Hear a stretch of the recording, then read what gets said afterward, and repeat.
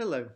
In this PowerPoint presentation, you're going to hear about the importance of good verbal communication in a presentation. In addition to having something interesting to say in your presentations, you need to pay attention to how you say it. That is what you're going to hear about here. Firstly, there will be a brief recap of the schedule for presentations in the second semester, and a reminder of what you heard in the first PowerPoint presentation about the importance of non-verbal communication. Then you will hear about verbal communication, your voice, and how you can use it to best effect in your presentations.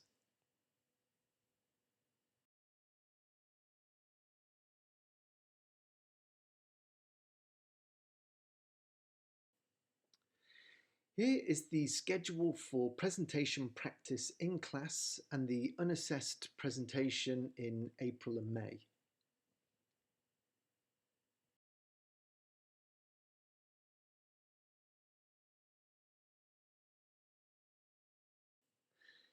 In Q2, some class time each week will be dedicated to talking about key features of presentations and presentation skills, as well as putting these skills into practice in many presentations which are not assessed.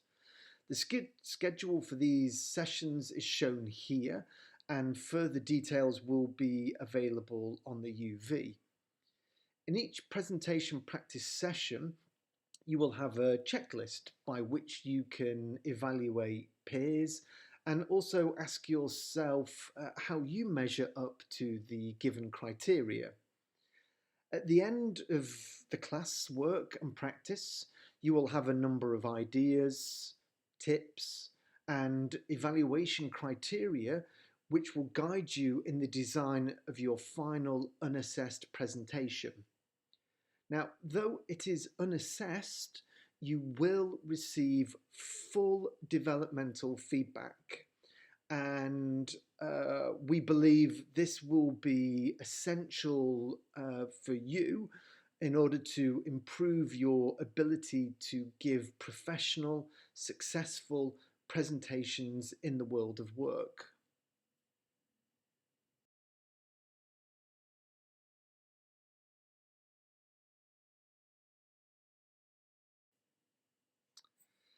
So let's have a quick recap from the first PowerPoint. These four elements of body language are crucial for consistently effective presentations. So first of all, we had eye contact. Good speakers pay attention to looking at the audience, not at their notes, the floor, or the ceiling. They establish eye contact with various people around the room, not just scanning the room mechanically, and they generally hold eye contact for 3 to 5 seconds. Posture. Body posture is open and relaxed. Movement is used for purpose and effect, not just for the sake of moving. The speaker pays attention to the 3-point walk or the speaker's triangle. Hand gestures. These are used to add clarity, emphasis, and energy. The speaker might hold a clicker or some notes on index cards, but they pay attention not to over-rely on their notes and never read word for word. Finally, the facial expression is relaxed and demonstrates a positive attitude.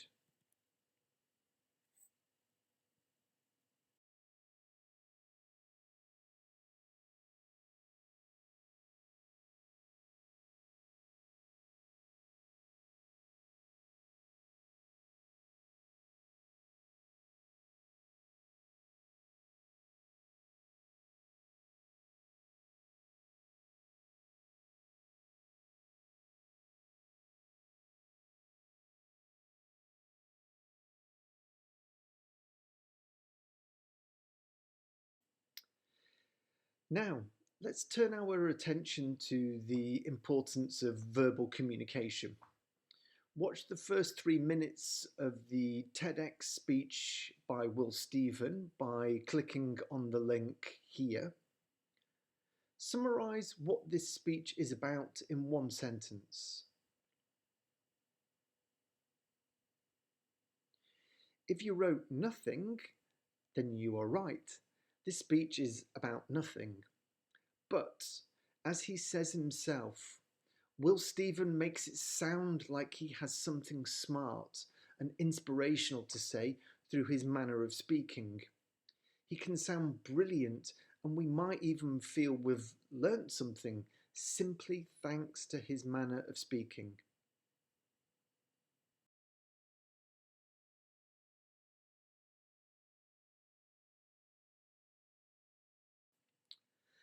So we can see two things here. Firstly, the talk emphasizes the importance of functional, relaxed movement, i.e., the speaker pays a lot of attention to the non-verbal features of his speech. His facial expressions, body language, and eye contact are all excellent. He uses appropriate hand gestures.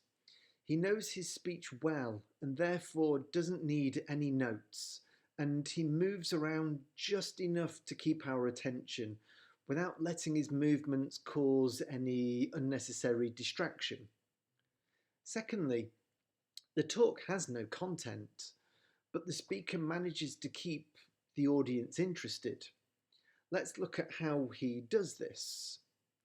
He uses pauses to great effect. He demonstrates self-confidence, passion, and enthusiasm. He pays attention to the speed of his speech, speeding up and slowing down appropriately. He projects his voice. He makes excellent use of intonation to add emphasis and meaning, even though the content he is sharing is meaningless. And finally, he articulates well. He enunciates his words and phrases. He has excellent diction. He speaks clearly throughout.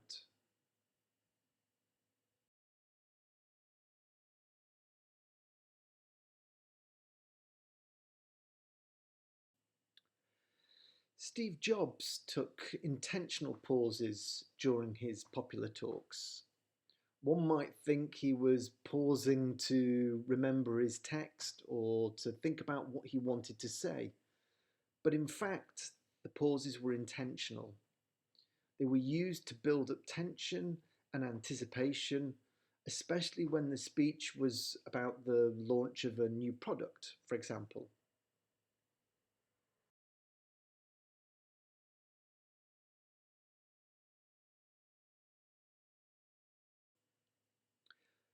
Work with a partner and say this sentence twice. Once while smiling, once while looking serious. Your partner closes their eyes. Can they guess which sentence was said with a smile?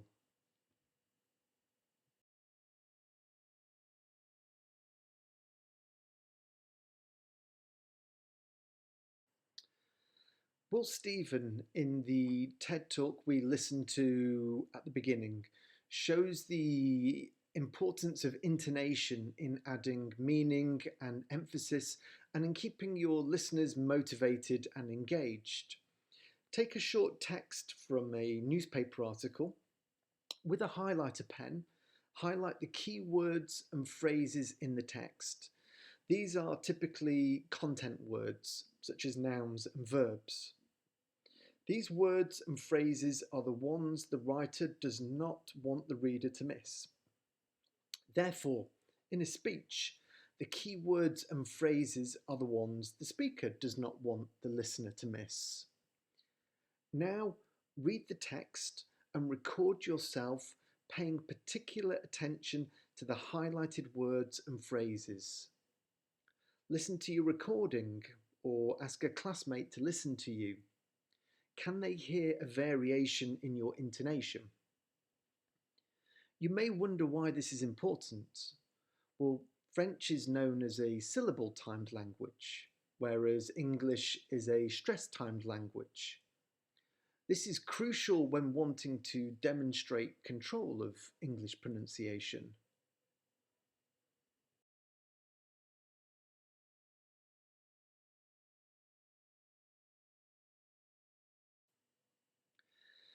Try speaking while sitting like the person pictured in the slide here. How does this affect your voice? What type of voice is most easily heard and understood? In an article published in Science magazine in 2012, Sabine Louet wrote, "A growing body of evidence from multidisciplinary research in acoustics, engineering, linguistics, phonetics, and psychology suggests that an authoritative, expressive voice really can make a big difference. Someone who speaks slowly with a low voice and a pleasant intonation can be perceived as someone with a commanding influence. However, the common trait that all successful voices have is that they are authentic and true to the personality of the person speaking. That said, the voice still needs to be supported with a full breath coming from a confident posture. Our breath is what produces our voice. The fuller our breath, the more we learn to utilize and control it, the better our voices will be. Speaking coaches will work with the specific characteristics of your voice, improving in areas where you may need it to the most, from your volume and resonance to enunciation and clarity. There are many tools and techniques that can improve the quality of your voice. But the bottom line is that the better your voice is, the better your presentation will be.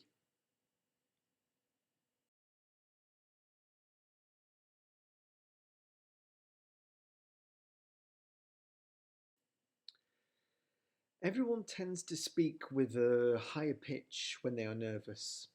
It's completely natural to be nervous before a presentation, and a certain amount of anxiety is probably a good thing as it helps produce the adrenaline you'll need to make your presentation.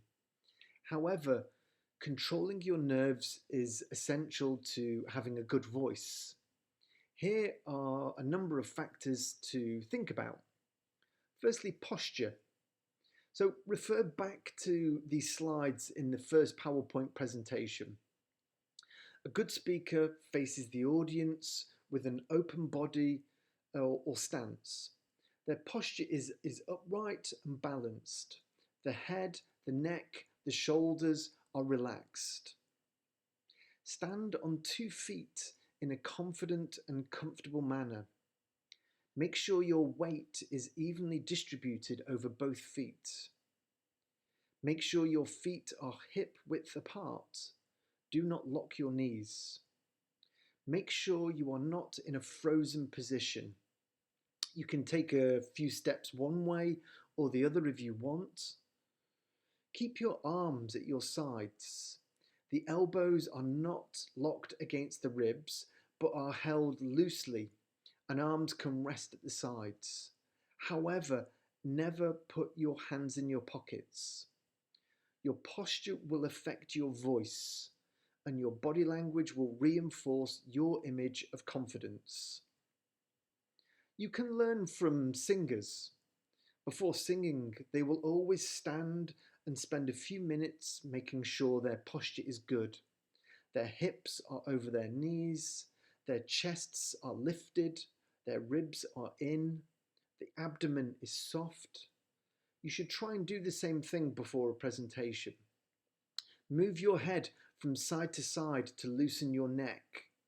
Do not stand on your heels or rock forwards on your toes or lean on one hip. Do not fidget, moving around, or appear frozen. Stand, breathe, and move with confidence. Your posture is important.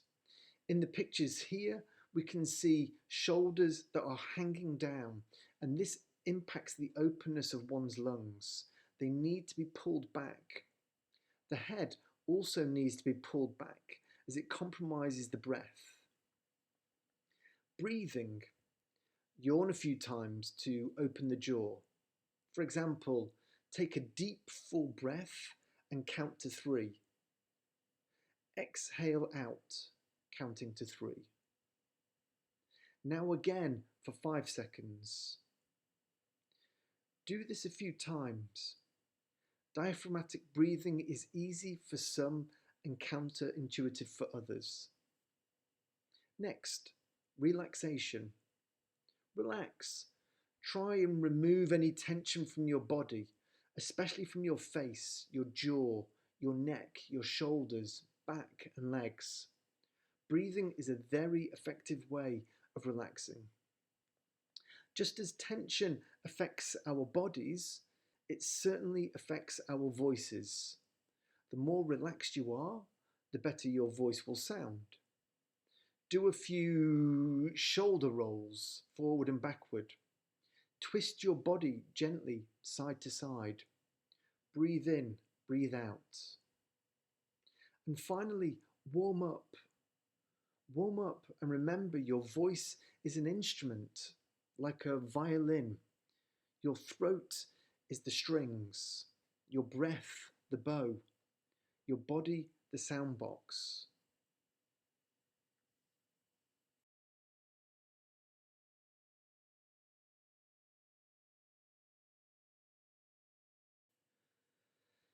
Please take some time to follow this 6-step guide to diaphragmatic breathing. It will help you feel more grounded and less anxious.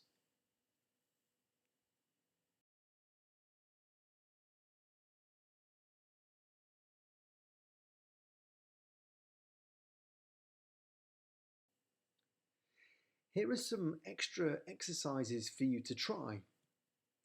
Yawn 5 times. Do some lip trills. Say or sing a vowel for as long as you can.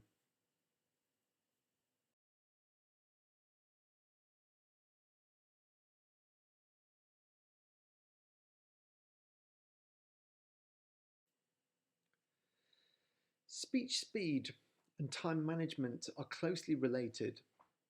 It's important not to plan too much information for your presentation, otherwise you will find yourself rushing through certain parts. What is your normal speech speed? Is it too fast or too slow? You can test your speech speed in 2 ways suggested on the website given. A very reliable way of working out your speech speed is to record yourself. Take the time it took you to deliver your speech, divide the number of words to work out a speech rate. There are some widely accepted guidelines about speech rates, and these can be found online. You might want to pay attention to varying the speed of your speech at different times. Speed and pacing can be used to add impact and emphasis.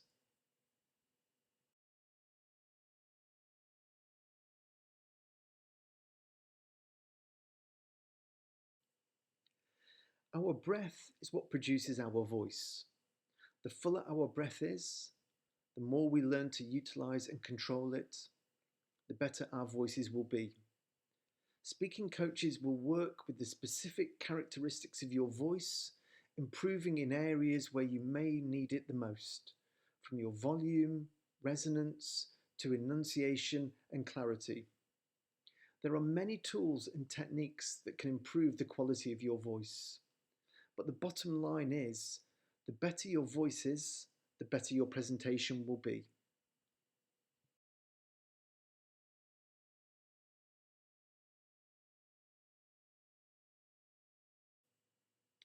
Here is a summary of the advice you've heard in this presentation. Pay attention to speech speed. Slow down when introducing new or complex information.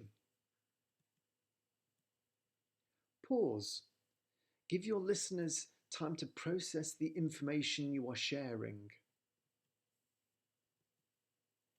Vary your intonation. This makes a presentation more enjoyable and less monotonous. Pay attention to voice projection. Think about the listener at the back of the room. Breathe deeply and control your voice.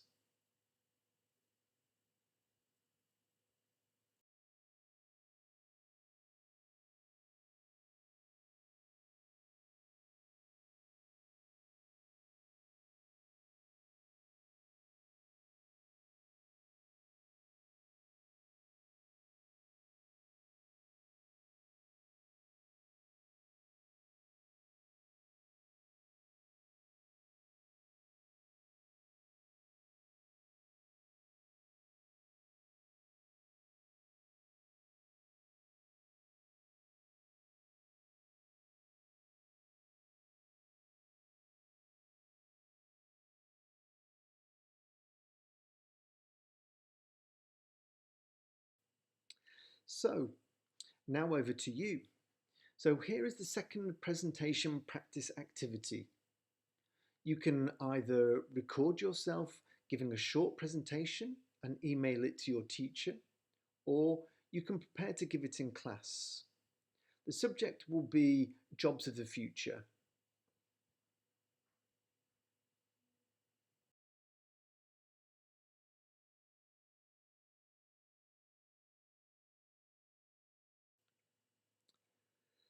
So let's finish with a quotation from TJ Walker, who is a media trainer. There is a video by TJ Walker on the UV. It's entitled, "Can You Spot the 10 Common Mistakes This Horrible Speaker Makes? Media Presentation Training." It's where he points out common mistakes made by presenters. Watch it. Try and avoid these mistakes in your presentation. Good luck, and thank you very much for listening and watching.